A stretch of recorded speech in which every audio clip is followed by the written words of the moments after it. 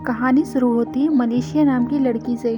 वो बहुत किताबें पढ़ा करती थी, जिसमें वो एक कहानी पढ़ती है जिसमें मॉरिसस नाम की एक बिल्ली होती है जो गांव वालों से बात करती है। गांव वाले बहुत से चूहों से बहुत परेशान होते हैं। वे सभी मॉरिसस के पास पहुंचते हैं और उससे चूहों को भगाने का कहते हैं। मॉरिसस कहती है कि चूहे बहुत ज्यादा हैं, मैं तो नहीं, पर मैं एक व्यक्ति को जानती हूँ जो ये कर सकता है। इसके बाद हमें कैथ को दिखाया जाता है जो बांसुरी बजाता है, जिसकी धुन सुनकर सभी चूहे उसके पीछे पीछे चलने लगते हैं। यह देखकर गांव वाले बहुत हैरान होते हैं। कैथ उन सभी चूहों को एक झील के पास ले जाता है और वहां जाकर वह खुद रुक जाता है और बाकी सारे चूहे धीरे धीरे करके झील के अंदर गिर जाते हैं। इस बात से खुश होकर गांव वाले कैथ को बहुत सारे पैसे देते हैं और यहाँ से सीन शिफ्ट हो जाता है। और दूसरी तरफ हमें दिखाया जाता है कि सभी चूहे झील की दूसरी तरफ से बाहर आ गए हैं। वहीं पर कैथ भी पहुंच जाता है और वो मॉरिसस भी पहुंच जाती है। असल में ये सभी लोग मिले हुए ही हैं। ये सभी पैसे कमाने के लिए ऐसा करते हैं। कैथ पहले ही चूहों को गांव में भेज देता है। जब गांव वाले बहुत ज़्यादा परेशान हो जाते हैं तो वो चूहों को भगाने का नाटक करते हैं और इससे उन्हें बहुत सारे पैसे मिलते हैं। इसके बाद चूहों का लीडर उनके सामने आता है और कहता है, हम लोगों के साथ बहुत गलत कर रहे हैं, हमें ऐसा नहीं करना चाहिए। क्यों ना हम किसी ऐसे आइलैंड पर चलें जहाँ सभी लोग मिलजुल कर रहते हों। इतना सुनते ही मॉरिसस कहते हैं, हाँ, मैंने एक ऐसे आइलैंड के बारे में सुना तो है, लेकिन वो यहाँ से बहुत दूर है और वहाँ तक जाने के लिए हमें बोट की ज़रूरत पड़ेगी और बोट के लिए हमें पैसों की ज़रूरत पड़ेगी। इसलिए जब तक हमारे पास पैसे इकट्ठे नहीं हो जाते तब तक हमें ये काम करना होगा। असल में मॉरिसस झूठ बोल रहा है। वह कभी चाहता ही नहीं है कि ये सब लोग किसी दूसरी जगह जाएं। वो तो बस ऐसे ही जीना चाहता था। लेकिन सभी को क्या पता था, वो सभी मॉरिसस की बात मान जाते हैं और अगले डेस्टिनेशन के लिए चल पड़ते हैं। इसके बाद हमें मलेशिया को दिखाया जाता है जो हमें बताती है कि मॉरिसस उन सभी से झूठ बोल रहा है। बेचारे उन लोगों को क्या पता है कि मॉरिसस के दिमाग में क्या चल रहा है। इसके बाद हमें शहर के एक मेयर को दिखाया जाता है जो 2 चूहे पकड़ने वालों को पैसे दे रहा है। असल में वो उन दोनों से बहुत ज्यादा खुश है। मेयर कहता है कि शहर में चूहे ना होने के बावजूद भी पता नहीं लोगों का खाना क्यों चोरी हो रहा है। इतना सुनते ही बॉसमैन वहाँ आ जाता है जो पैसे उठाता है और कहता है कि हमारा काम चूहे पकड़ने का है, खाना चोरी करने वालों से हमें क्या मतलब है। इतना कहकर वो वहाँ से चला जाता है। इसके बाद हमें सभी चूहों को दिखाया जाता है जो एक नए शहर के अंदर पहुँच जाते हैं, लेकिन वो सभी ये देखकर परेशान हो जाते हैं कि उस शहर में चूहों का नामो निशान नहीं है। फिर भी वो लोग इस बात को अनदेखा करके आगे की तरफ चल पड़ते हैं। दूसरी तरफ हमें दिखाया जाता है कि कैथ और मॉरिसस भी उस शहर में पहुंच गए हैं। वो भी ये देखकर बहुत हैरान है कि वहां पर लोग ही नहीं हैं। जैसे तैसे करके वो एक घर पर पहुंचते हैं। जब वो गेट को खोलते हैं तो उन्हें सामने मलेशिया नजर आती है। मलेशिया उन दोनों से बात करती है। हैरानी की बात तो ये होती है कि बिल्ली को बात करते हुए देखने के बाद भी मलेशिया हैरान नहीं होती। मलेशिया बताती है कि मैंने कई कहानियां ऐसी पढ़ी हुई हैं जिसमें जानवर भी बात करते हैं। मलेशिया कहती है कि मैं जानती हूँ कि तुम लोग चूहों के साथ मिलकर कैसे काम करते हो, लेकिन तुम्हें परेशान होने की जरूरत नहीं है। मैं तुम लोगों के बारे में किसी को नहीं बताऊंगी। मैं यहाँ के मेयर की बेटी हूँ। मलेशिया बताती है कि हमारे यहाँ पे खाने की बहुत ही अजीबोगरीब तरीके से चोरी हो रही है और कोई भी पता नहीं लगा पा रहा होता है कि ये चोरी कैसे हो रही है। और मलेशिया उन दोनों से उन चोरों को पकड़ने की मदद मांगती है। इसके बाद हमें बॉसमैन को दिखाया जाता है जो बहुत ही अजीब तरीके से खाना खा रहा होता है। बॉसमैन अपने आदमियों को बताता है कि मुझे शहर में नए चूहे आने का एहसास हुआ है और वो सभी चूहे मुझे चाहिए। इसके बाद हमें चूहों को दिखाया जाता है। सामने उन्हें खाना नजर आता है।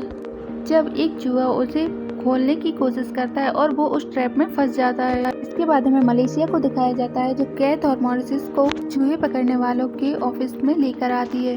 असल में मलेशिया को चूहे पकड़ने वालों पर ही शक होता है। यहाँ ऑफिस में उन्हें एक खुफिया दरवाजा मिलता है जो कि काफी बड़ा था। यह देखकर वो लोग बहुत हैरान होते हैं। जब वो लोग उस कमरे के अंदर जाते हैं तो वे ये देखकर बहुत हैरान होते हैं कि वहाँ पर बहुत सारा खाना होता है। मलेशिया समझ जाती है कि ये सब चूहे पकड़ने वालों का ही काम है, लेकिन उसे ये समझ नहीं आता है कि आखिर चूहे पकड़ने वाले इतना सारा खाना लेकर क्यों रखे हुए हैं। वो लोग वहाँ पर सब देख ही रहे होते हैं। तभी मॉरिसस को अपने चूहों की आवाज़ सुनाई देती है।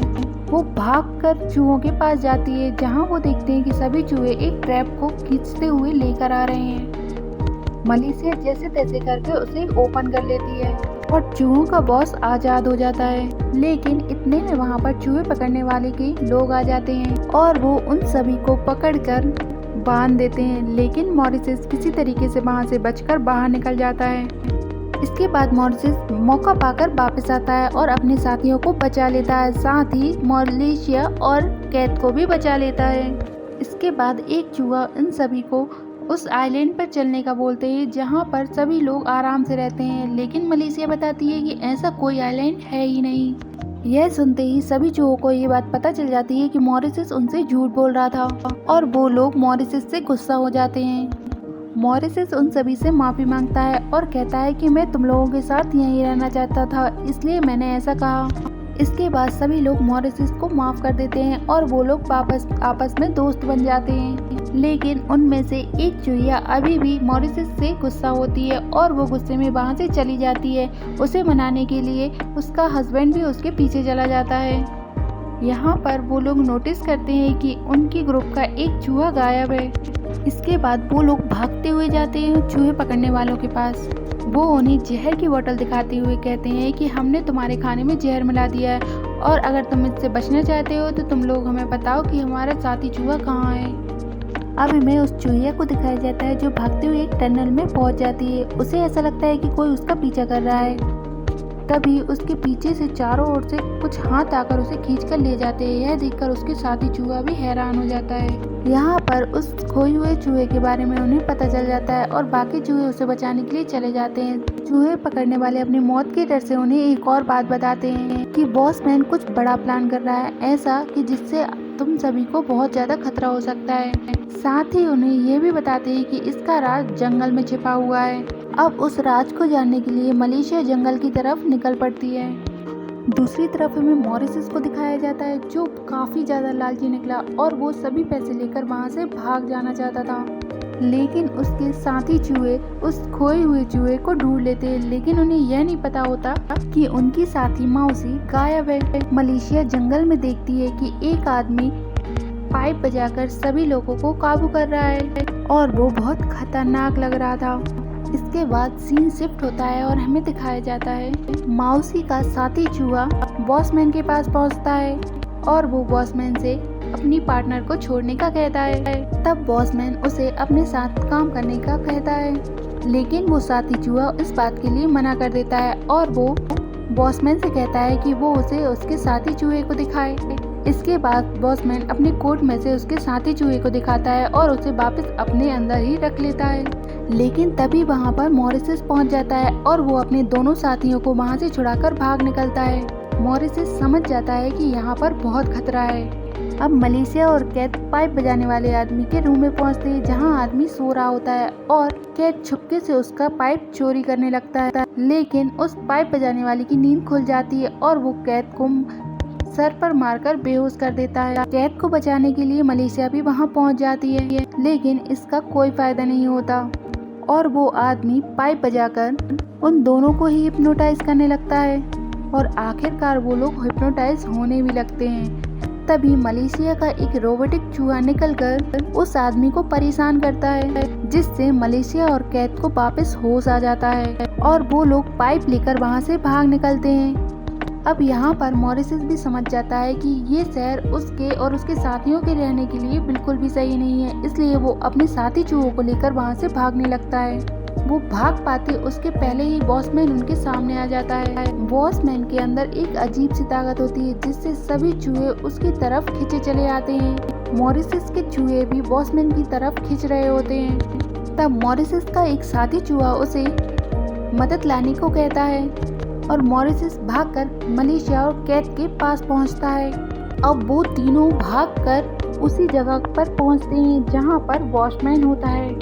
कैथ पाइप बजाकर बॉसमैन को काबू करना चाहता था, लेकिन उससे पाइप अच्छी तरीके से नहीं बज पाता और बॉसमैन उसे उठाकर दूर फेंक देता है। साथ ही वो मलेशिया को भी फेंक देता है। तब कैथ मलेशिया को बड़ी मुश्किल से होश में लाता है। होश में आते ही मलेशिया कैथ से कहती है कि सिर्फ तुम ही हो जो इन सभी को बचा सकते हो और तुम्हें ऐसा करना ही होगा। इसके बाद केथ में भी हिम्मत आती है और वो उठकर फिर से पाइप बजाना शुरू कर देता है। इस बार वो पाइप बहुत अच्छे से बजाता है, जिससे उसका असर बॉसमैन पर पड़ने लगता है और धीरे धीरे बॉसमैन में से सभी चूहे निकलकर बाहर की तरफ भागने लगते हैं। यहाँ हमें दिखाई देता है कि कुछ चूहे आपस में घेरा बनाकर अपनी पूंछ को जोड़े हुए हैं और किसी शक्ति के द्वारा वो बंधे हुए हैं, जो कि दिल की तरह धड़क रही है। अब मॉरिस का एक साथी, जिस पर इसका कोई असर नहीं होता, वो इस शक्ति को तोड़ने की कोशिश करता है, लेकिन वो ऐसा नहीं कर पाता और उसकी मौत हो जाती है। यह देखकर मॉरिस को बहुत गुस्सा आता है और वो अपनी पूरी ताकत से उस शक्ति को तोड़ने के लिए आगे बढ़ता है, जिससे वो शक्ति तो टूट जाती है, लेकिन मॉरिस भी नहीं बच पाता और मॉरिस भी मर जाता है। अब हमें मॉरिस को दिखाया जाता है जो मौत के दानव के पास होता है। दानव मॉरिस को बताता है कि तुम्हारी 9 जिंदगियों में से 4 जिंदगियां खत्म हो गई हैं और अब तुम्हारे पास सिर्फ 5 बची हुई हैं। यह सुनकर मॉरिस बहुत खुश हो जाता है और वो कहता है, आप भले ही मेरी 2 जिंदगियां ले लो, पर मेरे साथ मेरे साथी को भी जिंदा कर दो। और वह दानव इस बात के लिए मान जाता है। इसके बाद वो दोनों जिंदा हो जाते हैं। यह देखकर सभी लोग बहुत खुश हो जाते हैं। केथ और मलेशिया भी एक साथ हो जाते हैं। असल में ये कहानी मॉरिस की नहीं बल्कि मालविका भी इसमें होती है और मूवी यहीं खत्म हो जाती है। अगर वीडियो पसंद आई हो तो वीडियो को लाइक और चैनल को सब्सक्राइब करना मत भूलना।